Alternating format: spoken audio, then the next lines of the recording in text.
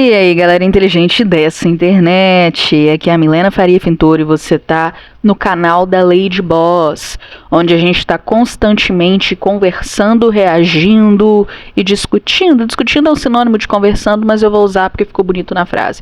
Sobre Fleabag, o chip das atrizes asiáticas. Aquelas lá tailandesas que protagonizaram Gap the Series, que estão trabalhando em Uranus e que, ao que tudo indica, no final do ano protagonizarão The Loyal Pin, a adaptação da novel sáfica que eu tenho lido capítulo a capítulo aqui em outra playlist no canal chamada O Alfinete Real.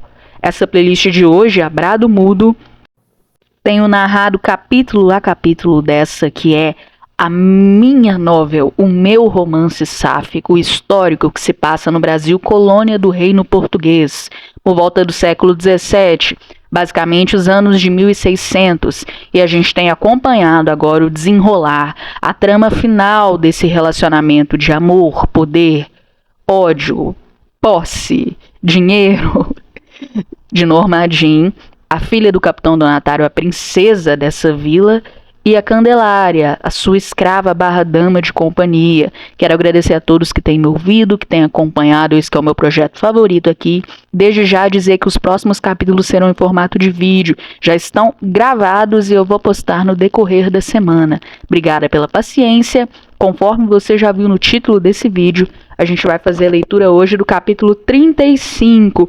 Estamos na reta final. Muito obrigada, gente. Vamos lá?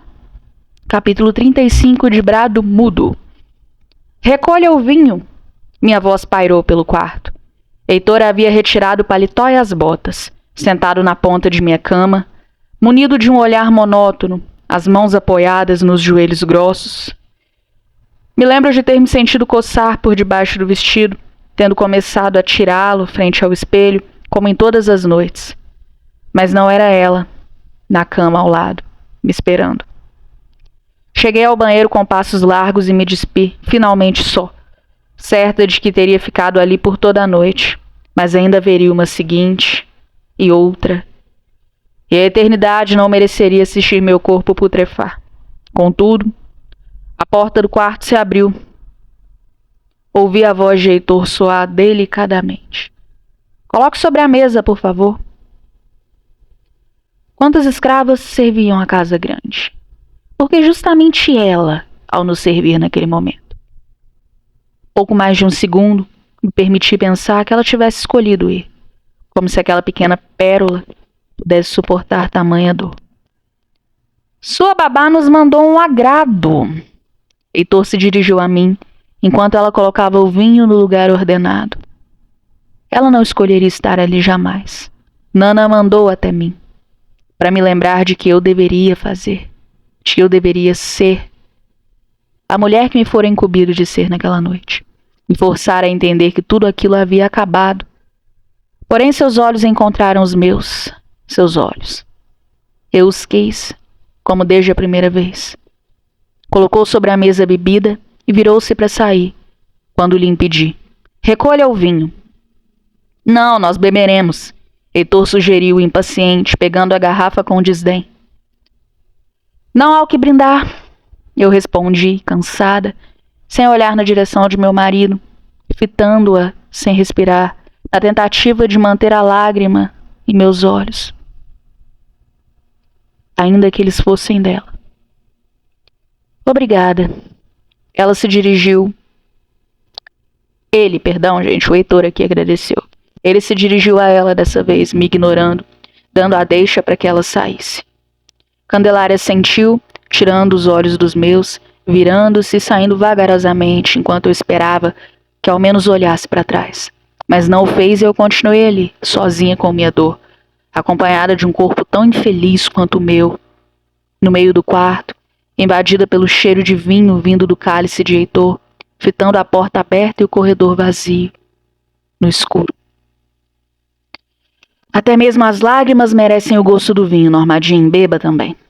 Sentei na cama enquanto ela ajeitava a bandeja em meu colo, estranhando a claridade pairando sobre o cômodo, deduzindo que meu marido houvesse aberto as cortinas, certamente. Bom dia, senhora. Eu não sabia se já estava acordada, Senhor, seu marido, mandou que eu a servisse.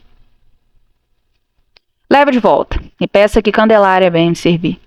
Mandei impaciente, limpando os olhos com o dorso das mãos, rejeitando a bandeja. Ela não está na cozinha, senhora, está alimentando os cavalos nesse momento. Pois vá até ela então e diga que eu ordeno que venha, disse, aproveitando a proximidade com a mulher negra que sequer me olhou enquanto recolhia a comida. Desculpe contrariá-la, mas a senhora sua mãe deu ordens para que Candelária não se ocupe do serviço da casa. Deu a ela apenas o serviço dos cavalos. Essa senhora não é minha mãe. Bufei. Então devo eu mesma servi-la? Traga-me Candelária. Gritei mais alto do que deveria, prendendo os cabelos desgrenhados.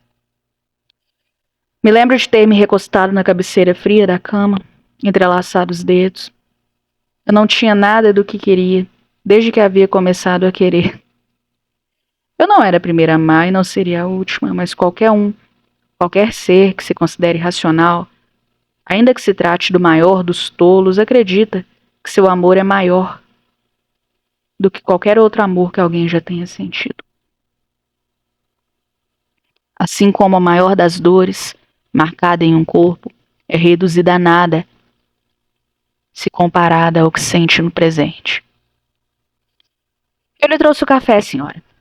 Sua voz soou pelo quarto iluminado. Sorri de imediato ao vê-la entrando e sentir seu cheiro pelo ar. Depois de ouvir suas batidas sutis à porta, respirando fundo, eu mandei que entrasse, desejando que jamais voltasse a sair. E não me pergunta como foi minha primeira noite casada? Seu silêncio me incomodou. Tratei de dizer algo, com certo riso, por mais sarcástico que parecesse, antes que tivesse tudo pronto e saísse. A intimidade dos senhores não diz respeito aos escravos. A resposta foi gélida, sem sequer me olhar de volta. Sua proximidade, a bandeja sendo ajeitada pela segunda vez naquela manhã sobre minhas pernas cobertas pelo lençol, deu-me de presente seu cheiro, aquele cheiro de canela mesclado com algo cítrico, o gosto de lamento. Ela deveria me odiar naquele momento. Meti a mão na prata da bandeja com força, lançando o objeto com velocidade da parte do chão ao nosso lado, fazendo o cálice de leite voar por sobre a cama, derramando líquido pelos lençóis, estalando metalicamente na madeira abaixo de nós, espalhando as frutas pelo quarto que giraram para longe de nós. Não houve intimidade, Candelária. Eu grunhi, relhando os dentes, ofendida, diante da possibilidade dela pensar que minha pergunta era séria e que havia havido algo entre mim e Heitor. Ela olha para o lado, observando o cálice parar de rodar para longe de nós. Tendo sua borda presa em uma das frestas do assoalho, ouço sua respiração, ela move-se para longe de mim e se abaixa recolhendo minha sujeira. Não interessemos um ao outro. Não interessamos um ao outro. Me forcei a dizer sem conseguir me ouvir. Desculpe, senhora, eu não compreendo o que tenho eu a ver com vosso casamento. Saltei da cama apavorada, os meus cabelos se soltando com um movimento rude, a madeira cantando ao ter os murros de meus pés descalços sobre ela, e esbofeteei-a. Revide! Rosnei encarando-a enquanto seus olhos se viraram para o lado, insistindo em fitar o criado mudo, quieta, resoluta, como quem aceita a agressão. Se for de vossa vontade, bata-me e faça-me sangrar até a morte, senhora. Ela sussurrou seca e imóvel. Minha cabeça girou. Minhas mãos apertadas em seus braços dourados, a pele fina espremida contra meus dedos, o corpo pendido de modo a respeitar meu açoite. Por quê? Eu sussurrei, encarando-a confusa. Porque eu pertenço à senhora. Respondeu-me, enfim, virando-se para mim. Nós somos a mesma pessoa, Candelária. Eu silvei indulgentemente, arrependendo-me em seguida, como se ela já não tivesse ouvido aquilo outras 300 vezes de mim. Eu posso denunciá-la, seu marido, se continuar. Ela não me pareceu, embaraçada com aquela ameaça tosca. Fez-me rir, apesar de toda a dor. Soltei-a caminhando em direção à porta, fechando-a com uma batida encorajadora. Desculpe se desço moralmente cada vez mais diante de vossos olhos, Candelária. Eu disse a primeira coisa que realmente quis desde que ela havia entrado naquele quarto. Como quem me desculpava por ter me casado, como quem se desculpava por não ter tido coragem suficiente para enfrentar o pai, o padre, Heitor, como quem se desculpava por ter colocado os olhos nela. Faça amor com seu marido, senhora. Ela sugeriu, fazendo-me pensar que aquilo mais parecia uma ordem naquele momento. Como, se não o amo? Caminhei em sua direção, tentando controlar o nervosismo que meus olhos arregalados e suplicantes faziam questão de evidenciar. E beijei-a. Foi um capítulo curto, terminamos aqui o capítulo 35, e se tudo der certo, amanhã mesmo eu lanço o vídeo do 36, onde eu narro com vocês, diretamente do escritório, a gente conversa um pouco durante a narração, bem semelhante ao que eu faço em The Loyal Pin, na narração do Alfinete Real, capítulo a capítulo.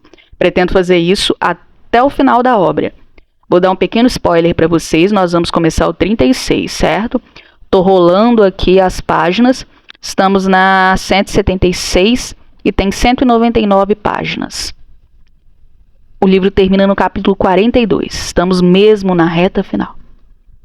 Não se esqueça de se inscrever, de curtir esse vídeo, de deixar algum comentário aí embaixo se você está gostando, o que você acha que vai acontecer no final dessa trágica história de amor entre a Candelária e a Normadin. Se você tem algum personagem favorito, se você enxerga os defeitos da Normadin, se você acha a Candelária omissa, vítima, corajosa, deixa aqui embaixo o seu parecer.